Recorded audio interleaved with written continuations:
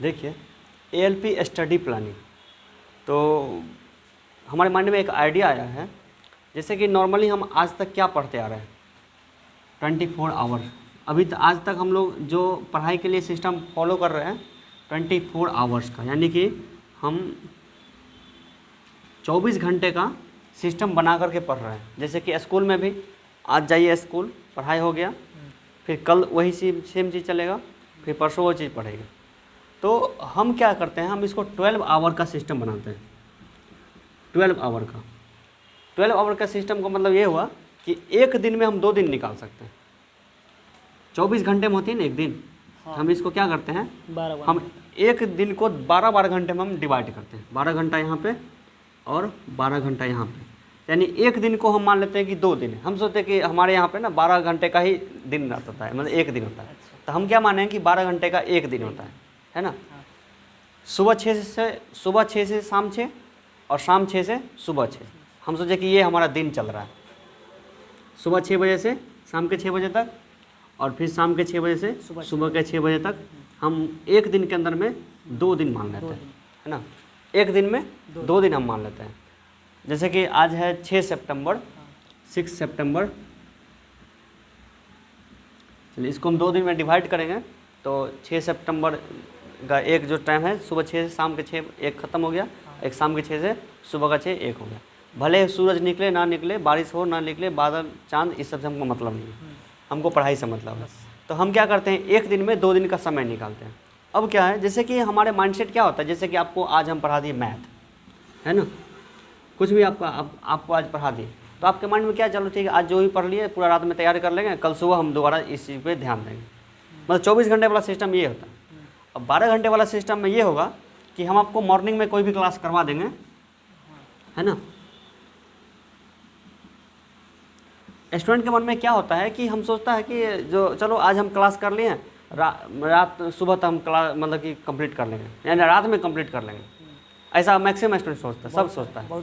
लेकिन आपको ये सोचना है कि हम सुबह 6 बजे से हम शुरुआत हुई है आज के हमारे दिन की, और शाम के 6 बजे तक का ही आज के वर्क करने का मेरे पास समय है ना। तो आज मॉर्निंग में जो भी पढ़ाई होगी, मैथ जो भी पढ़ाई होगी, इसको कंप्लीट करने का आपके पास समय है शाम के 6 बजे तक।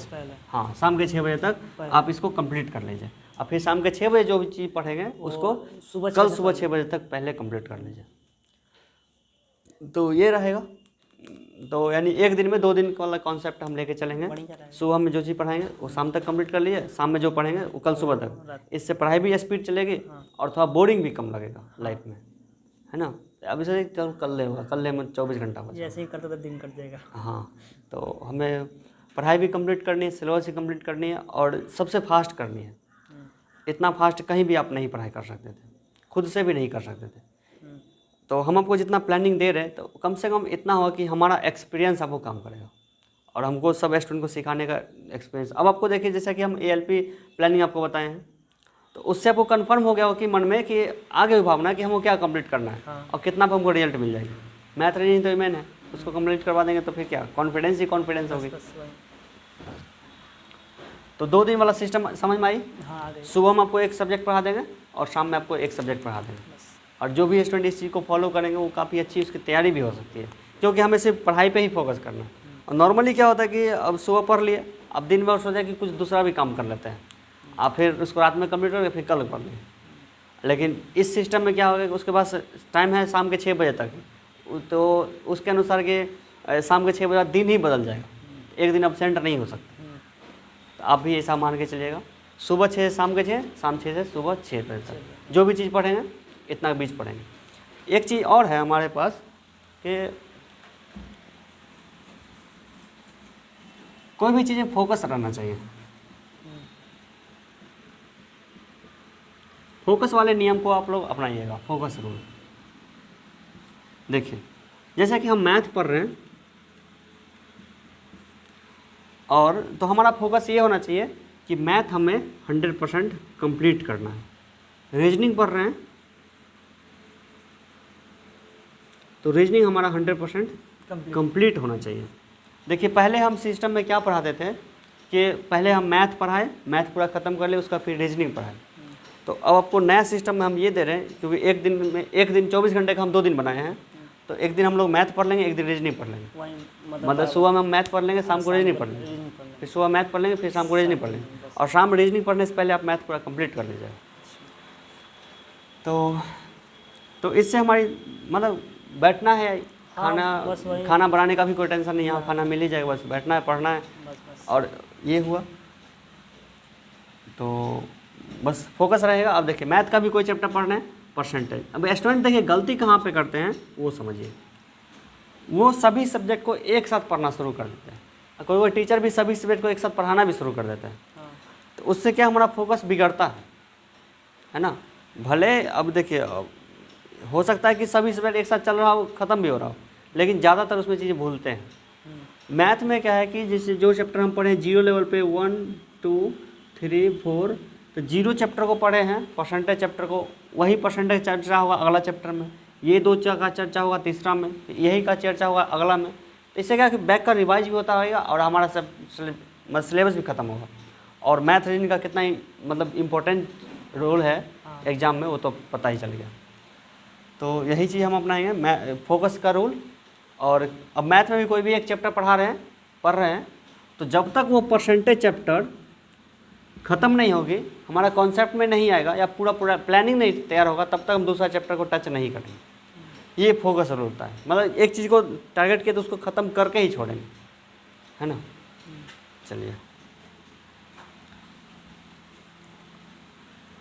चलिए आपको बता रहे हैं कि आपको पढ़ाई करने का और क्या सब तरीका आप अपना सकते हैं।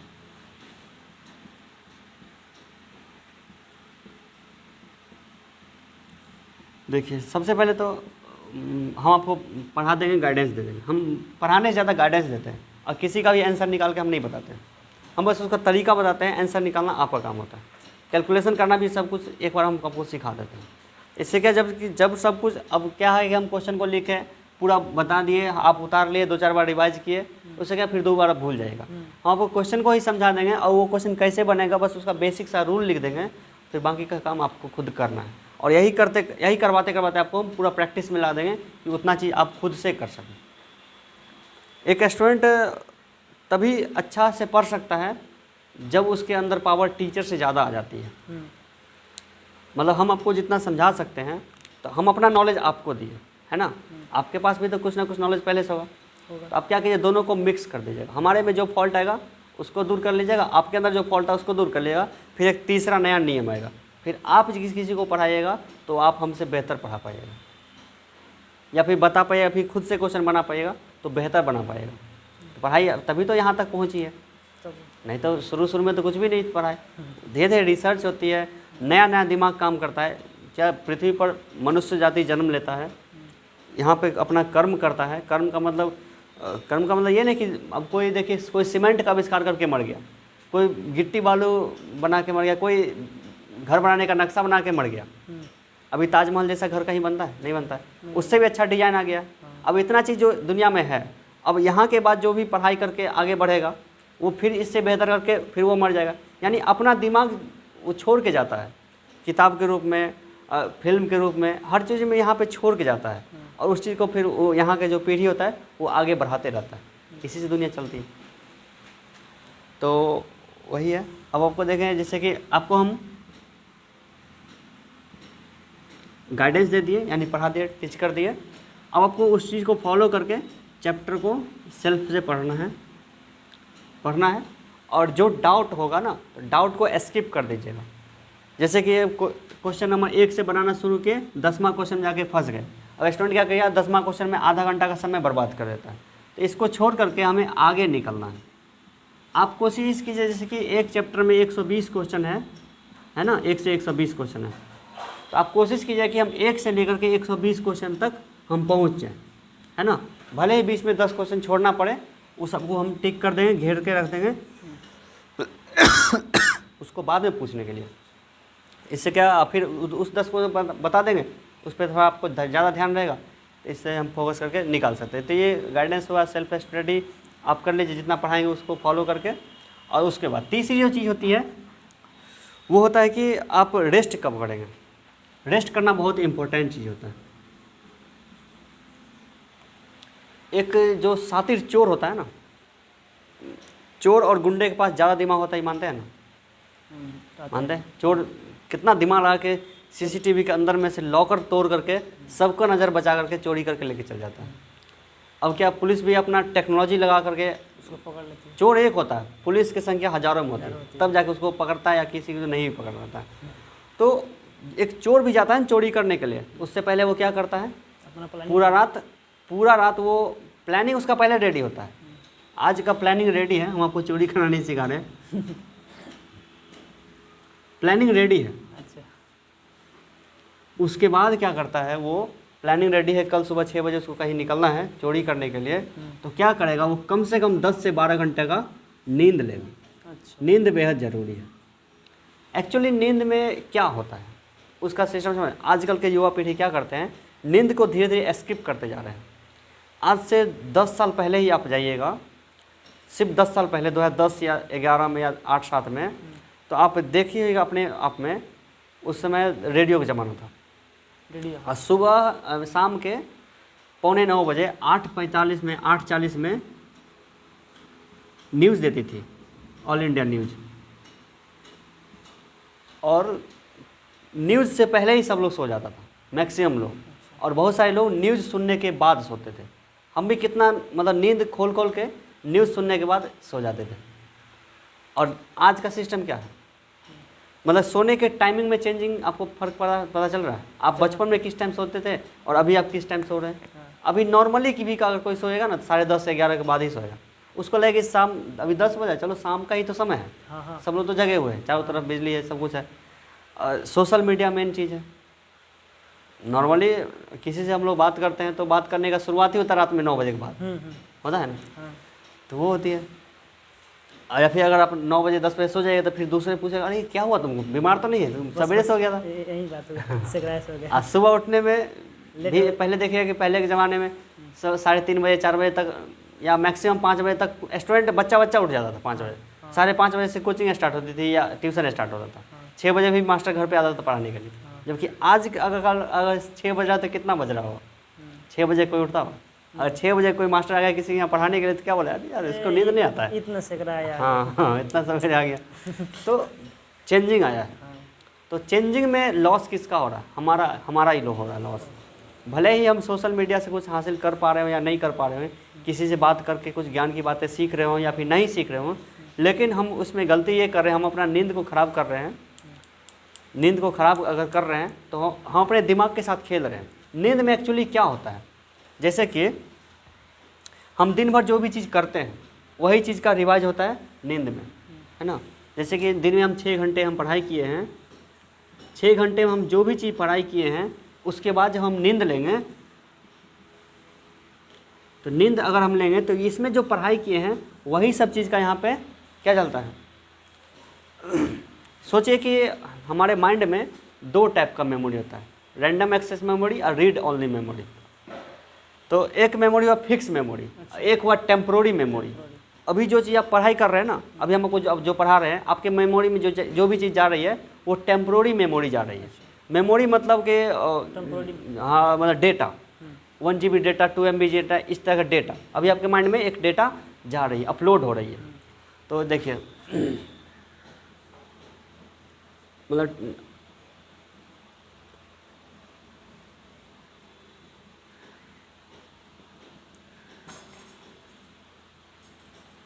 अब देखिए अभी आपको जो पढ़ा रहे हैं वो टेम्प्रोरी मेमोरी पढ़ा रहे हैं, टेम्प्रोरी रूप में आपके अंदर जा रही है। आप उस चीज़ को सोचें, हो सकता है हम गलत भी पढ़ा रहे हों, फिर आप किताब देखिएगा, खुद से डिसाइड कीजिए हाँ ये अब सही हुआ। आप एक बार जैसे कि आप पढ़ाए, आपको लगे कि हाँ चलो ठीक है, फिर क्वेश्चन बनाने बैठिएगा तो आपसे क्वेश्चन बनेगा ही नहीं। फिर जब आप एक बार क्वेश्चन बना लीजिएगा तब आप सोचिएगा चलो सीख गए, तो तब भी वो मेमोरी टेम्प्रोरी ही है। उसका फिर जब आप नींद लीजिएगा तो जितना भी चीज़ आप सीखे, जितना भी चीज़ किए हैं, भले हमको पता नहीं चलता होगा, सब कुछ को अंदर में जो अनफिक्स है ना मेमोरी, टेम्प्रोरी मेमोरी, दिमाग उसको फिक्स कर देता है।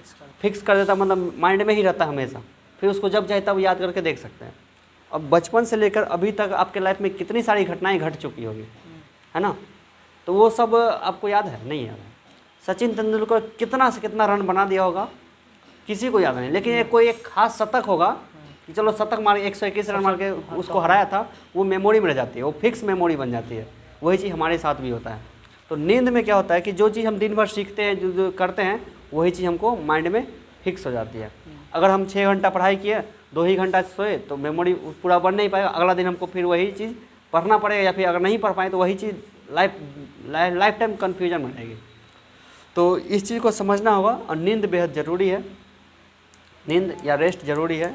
इसका मतलब ये था जैसे कि आप 1 या 2 घंटे पढ़ाई कर लिए लगातार, है ना, तो आप मतलब बाहर निकल जाइए घूमने के लिए, 10 मिनट का रेस्ट ले लीजिए। लगातार कभी नहीं पढ़ना चाहिए। लगातार पढ़ने से भी कुछ नहीं होता है, आप हासिल नहीं कुछ कर पाइएगा। ना आप थोड़ा बाहर निकलिए, घूमिए फिरिए, टहलिए, फिर से माइंड रिफ्रेश होगा।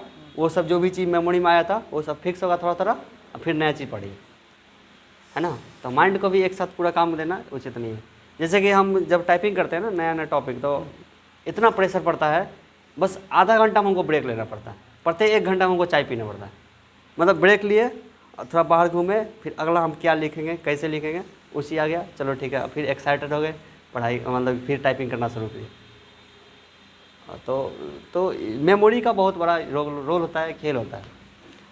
तो यही सब चीज़ है और ज़्यादा कुछ नहीं। अगर आपके मन में ये भावना होगी कि हमारे पास जो मेमोरी कम है, ये प्रत्येक स्टूडेंट के मन में होती है कि माइंड,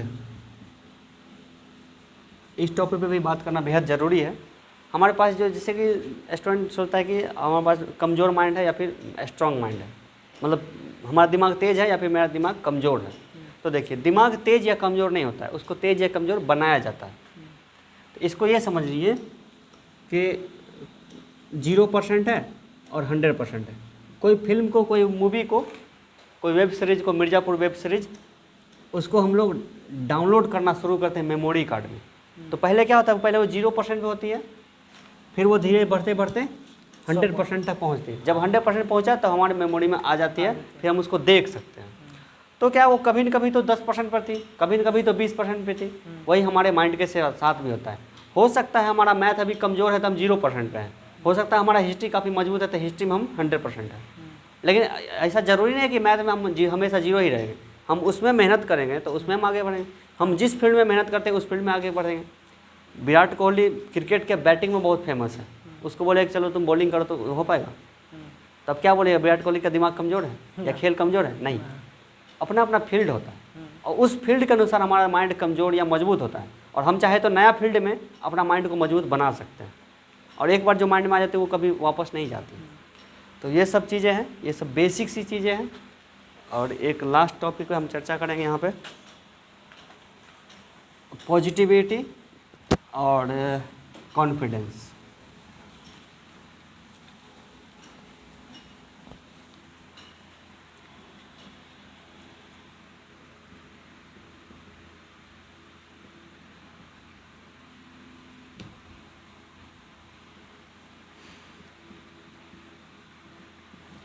कॉन्फिडेंस मतलब मतलब कॉन्फिडेंस मतलब कि हमको अपने आप पे भरोसा कि हम इस काम को कर सकते हैं। तो कॉन्फिडेंस इंसान और अनकॉन्फिडेंट इंसान दोनों में फ़र्क होता है। एक के पास कॉन्फिडेंस है और एक के पास कॉन्फिडेंस नहीं है। एक कमज़ोर इंसान है ना, एक कमज़ोर इंसान है, ठीक है, एक कमज़ोर इंसान है और एक स्ट्रॉन्ग इंसान है।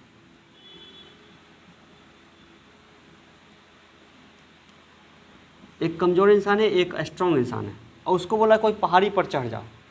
कमज़ोर इंसान के पास कॉन्फिडेंस है कि हम चढ़ जाएंगे। हम भले हम नहीं चढ़ पाए, लेकिन कॉन्फिडेंस है कि हम उसको चढ़ जाएंगे, हम पार कर जाएंगे किसी भी तरह से। और एक मजबूत इंसान है, सोचा कि चढ़ेंगे तो कहीं बीच से गिर जाएंगे तो क्या हुआ, उसके पास कॉन्फिडेंस नहीं है कि चढ़ पाएंगे, उसको अपने आप पे भरोसा ही नहीं कि चढ़ पाएंगे। जबकि इसके पास उतना पावर नहीं, उतना शक्ति नहीं, ये जानता है कि हम नहीं चढ़ पाएंगे, लेकिन ये कोशिश करेगा अंतिम दम तक। तो एक बार जब आपके अंदर कॉन्फिडेंस आ जाती है ना, तो पूरा दिल दिमाग पूरा एक ही दिशा में फोकस करता, चलो इस काम को तो पूरा करना ही करना है। जबकि जब आपके मन में निगेटिविटी आएगी, हम इस काम को नहीं कर सकते हैं, तो आपको दिमाग पीछे खींचेगा, अरे तुम नहीं कर सकता, तुम काहे दिमाग लगा रहा है, काहे तुम जा रहा है। जब तुमको खुद पता है कि तुम इस नहीं चढ़ सकता तो काहे चढ़ रहा है। जब एक बार माइंड में आ गई कि नहीं, अरे यार जा तो रहे हैं लेकिन नहीं हो पाएगा, तो इससे कि इसका मतलब क्या हुआ, हमारा खुद का ही मन, खुद का ही शरीर हमको पीछे खींच रहा है। वही चीज़ होता है रियल लाइफ में भी। एक आपके ऐसे दोस्त होंगे जो आपको हौसला बढ़ाएगा, अरे तुमको नहीं आता ना कुछ भी, तो लेकिन तुम तैयारी करो, तुम बन सकते हो, बन सकते हो, बन सकते हो। एक क्या हो कि आप अच्छा जा रहे हैं, आप बन सकते हैं, लेकिन आपको डिमोटिवेट करेगा, अरे तुम क्यों मेहनत कर रहे हो, क्यों टाइम बर्बाद कर रहे हो, तुम नहीं बनोगे, तुम नहीं बनोगे। तो जो बोल रहे हैं नहीं बनोगे, वो इसका मतलब क्या, आपको पीछे खींच रहा है। आपका माइंड उस चीज़ को सुन रहा है, नहीं बनोगे, तो आपका माइंड सोचेगा, भले ही आपको नहीं पता चले कि सोच रहा है माइंड, लेकिन हमारा माइंड हमेशा सोच रहा होता है कि अरे यार वो तो बोला है कि नहीं बन पाओगे, हो सकता है नहीं बन पाए। तो जैसे ही आपके मन में नहीं आया ना, नहीं मतलब निगेटिव, तो अब फालतू चीज़ में दिमाग अपना टाइम काहे वेस्ट करेगा, है ना। दिमाग बहुत बड़ा आलसी होता है, शरीर का ऊर्जा बचाना दिमाग का ही काम होता है, पावर हाउस होता है। तो वही से जब कोई बोल रहा है नहीं होगा, तो हम क्यों अपना टाइम बर्बाद कर रहे हैं। लेकिन हमारा दिमाग जो पॉजिटिव कैसे होता है, जब कोई बोल रहा होता है कि तुमसे हो जाए, तुम कर लो, भले ही हम नहीं कर पाए, लेकिन दिमाग वो सोच रहा है कि वो बोल रहा है कर लेगा, तो चलो करके देखते हैं। और जैसे ही माइंड सोच लिया कि करके देखते हैं या कर रहे हैं, यानी पॉजिटिव वाले, तो पूरा दिल दिमाग पूरा सही दिशा में काम करेगा, और नहीं तो निगेटिव काम करेगा। निगेटिव मतलब पीछे खींचना, और पॉजिटिव मतलब आगे बढ़ना। तो हमेशा अपने आप को पॉजिटिव रखना है, और पॉजिटिव के लिए आपको हम गाइडेंस दे रहे हैं। और भले ही मार्केट का कोई भी किताब मैंने नहीं पढ़ पाए, लेकिन मास्टर नोट्स में इतना हम अच्छा से लिखे हैं इसको, इतना आसान भाषा में, और वही चीज़ को वो पढ़ा देंगे, समझा देंगे, तो समझ में आ जाएगी 100%। तो ये रहा। तो कॉन्फिडेंस अपने आप को रखिएगा। देखिए एग्जाम में क्या होता है, कॉन्फिडेंस ही काम देता है। कॉन्फिडेंस से आपका टाइम बचेगा और आप क्वेश्चन ज़्यादा बना पाएंगे। और कॉन्फिडेंस नहीं रहेगा, अब स्टूडेंट मैक्सिमम क्या होता है कि वो फर्स्ट अटैम्प्ट में जाते हैं और सोचता है चलो ये मेरा तो फर्स्ट अटैम्प्ट नहीं है, चलो जो होगा देखा जाएगा। लेकिन वो नहीं, हमको फर्स्ट अटैम्प्ट में निकालना है। वहाँ पे दिक्कत ये होता है कि वो देखता है कि मेरे से खुद से ज़्यादा एज का वहाँ पे पहुँचा हुआ है, या फिर सोचता है कि मुझसे बेहतर तैयारी है। गया स्टेशन में, देखा सब मोमबत्ती जला के, मोबाइल का लाइट जला करके सब पढ़ाई कर रहा है। देखा रही यार ये सब इतना पढ़ रहा है, हम तो इतना पढ़े ही नहीं थे। तो माइंड नेगेटिव हो गई। नेगेटिव जैसे हुआ, 2-4 क्वेश्चन आपका गलती हो जाएगा। आपको समझाए ना कि अब गए आपके माइंड में नहीं वर्ड आया, भले ही वो कुछ भी चीज़ का हो, नहीं वर्ड आया, आपसे वो काम जल्दी नहीं होगा, आसानी से नहीं होगा। लेकिन जैसे ही आपके माइंड में ये यस आया, यस का मतलब आगे बढ़ना, माइंड उस काम को कर लेगा। हम जो हाथ बढ़ा रहे हैं, कुछ भी चीज़ कर रहे हैं, ताकत लगा रहे हैं, वो ताकत कहाँ से आती है? दिमाग उसको कंट्रोल करता है। जैसे भी वैसे करते हैं, उसका हाथ पाँव चलता है ना, वही दिमाग होता है। दिमाग अगर बोल रहा है कि ये बेंच आपसे नहीं उठेगा, तो आप कितना भी जोर लगाइएगा, आपसे उतना ताकत लगेगा ही नहीं। लेकिन आपका दिमाग बोले कि बहुत भारी चीज़ है, उठ जाएगा, तो एक छोटा बच्चा भी उसको उठा देगा। तो वो होता है माइंड, सब कुछ को माइंड ही कंट्रोल करता है। और कॉन्फिडेंस अपने आप को रखना है इस चीज़ को। चलिए, स्टडी प्लान के बाद बात हो गई, और कोई भी डाउट हो तो डाउट पूछते रहेंगे।